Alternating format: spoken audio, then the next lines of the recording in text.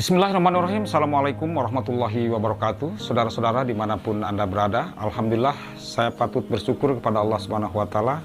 Hari ini kita bisa kembali berjumpa di DNA Bisnis Channel setelah hampir 1 tahun saya tidak mengudara melalui channel ini. Hari ini saya ingin mencoba mengupas satu penjelasan dari seorang tokoh atau intelektual muslim yang saya kira sangat terkenal.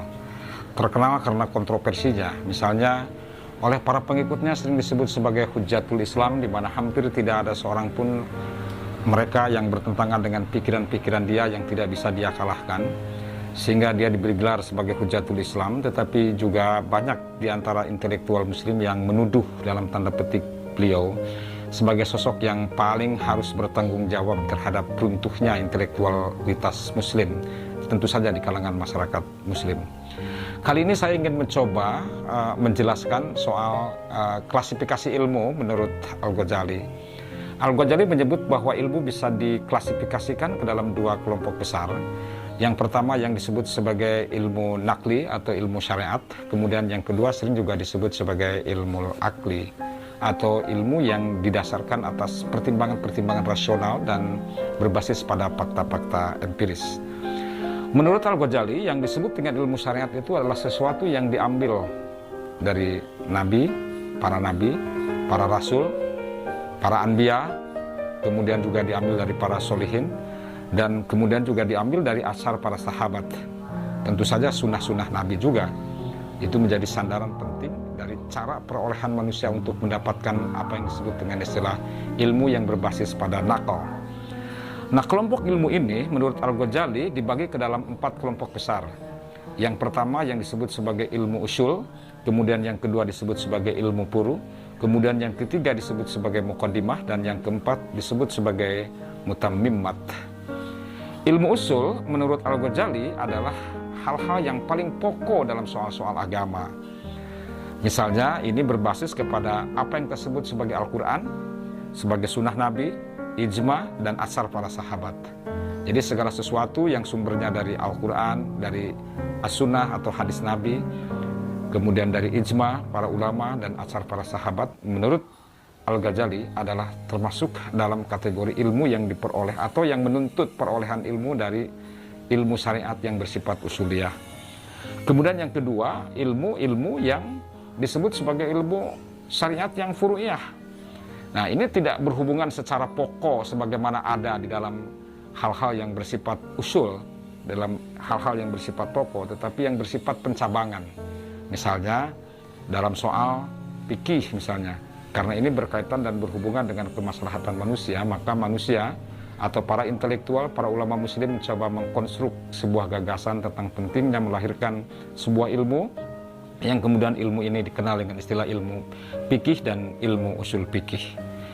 Kemudian yang ketiga, kata dia, adalah ilmu syariat itu terbagi dalam yang ketiganya itu disebut dengan istilah muqaddimah. Jadi ada muqaddimah. Muqaddimah ini menjadi hantaran, menjadi pengantar bagi tercapainya ilmu-ilmu yang bersifat furu dan ilmu-ilmu yang bersifat usul. Termasuk dalam kategori muqaddimah ini adalah apa yang disebut sebagai ilmu bahasa dan ilmu tata bahasa. Jadi orang tidak mungkin kan bisa memahami apa yang tersebut sebagai fikih, apa yang tersebut sebagai usul fikih, apa yang tersebut sebagai tafsir, apa yang kita sebut sebagai hadis, tanpa kemampuan dia untuk memiliki kemampuan menguasai bahasa dan tata bahasa tentu saja yang berlaku di dalamnya. Ini menjadi pengantar penting bagi siapapun yang ingin mendalami ilmu usul, bagi siapapun yang ingin mendalami ilmu furu, maka dia harus mempelajari ilmu bahasa dan ilmu tata bahasa.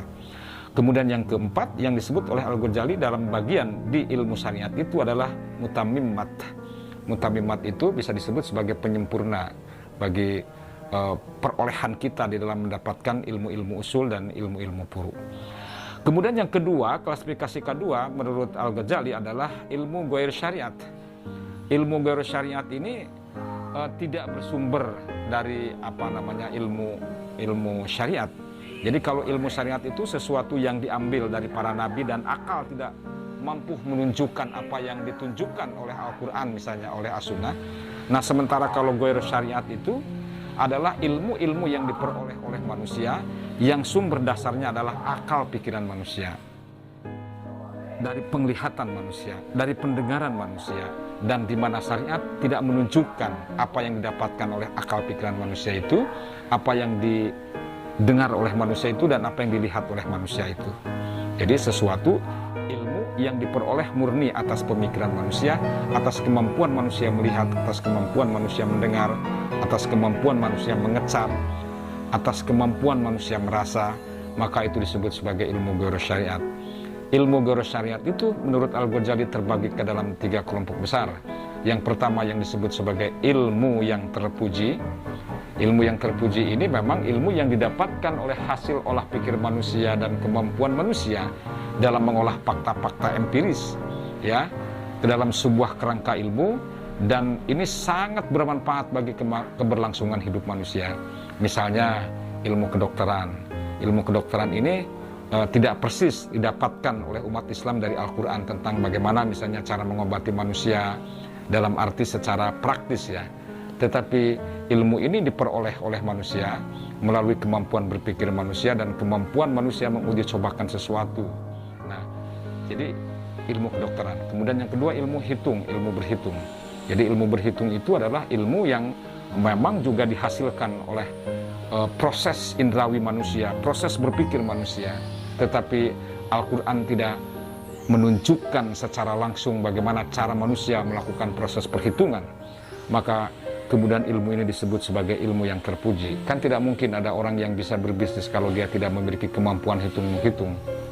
Oleh karena itu, kemampuan orang untuk mendalami ilmu hitung-berhitung itu adalah termasuk dalam kategori ilmu yang ghairus syariat tetapi yang terpuji. Kemudian yang kedua, ada juga ilmu yang tidak diperoleh dari Al-Quran, dari hadis, kemudian dari ijma, dan kemudian dari atsar sahabat, tetapi itu tercela ilmunya. Ilmu ini tidak boleh dikembangkan dalam dunia Islam. Ilmu itu misalnya ilmu sihir, ya, ilmu santet gitu, ya. Ilmu itu bisa juga didapatkan oleh manusia melalui kerangka logika manusia, melalui kemampuan manusia mendalami sesuatu. Tetapi karena itu sifatnya merusak, karena itu sifatnya membahayakan bagi keberlangsungan umat manusia, maka ilmu itu disebut Al-Ghazali sebagai ilmu yang tercela.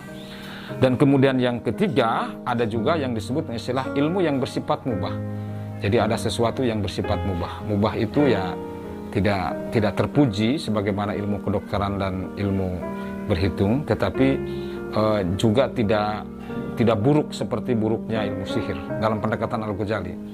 Ilmu itu mubah bagi manusia, dan produk yang disebut sebagai ilmu ghairus syar'i, ya, atau ilmu yang diperoleh dengan cara akliyah manusia itu yang bersifat mubah itu seperti Anda memiliki kemampuan bernyanyi, kemampuan Anda membuat puisi, kemampuan Anda membuat gambar, lukisan, dan lain-lain, itu termasuk dalam kategori ilmu yang bersifat mubah. Oleh karena itu juga ini menjadi salah satu jawaban dari pertanyaan banyak pihak. Barangkali ada di sebagian di antara kita yang menuduh Al-Ghazali melarang misalnya orang-orang untuk menguasai ilmu seni. Itu tidak benar juga. Al-Ghazali bahkan menunjukkan bahwa seni, berbagai hal terkait dengan seni, dalamnya termasuk, itu dalam pandangan Al-Ghazali masuk dalam kategori ilmu yang secara klasifikasi termasuk dalam ilmu akliyah, dalam posisi dan bentuknya sebagai ilmu yang mubah. Sampai jumpa di edisi berikut, dan saya kira kita masih akan bertemu dalam sesi yang menjelaskan soal Al-Ghazali terkait dengan ilmu. Assalamualaikum warahmatullahi wabarakatuh.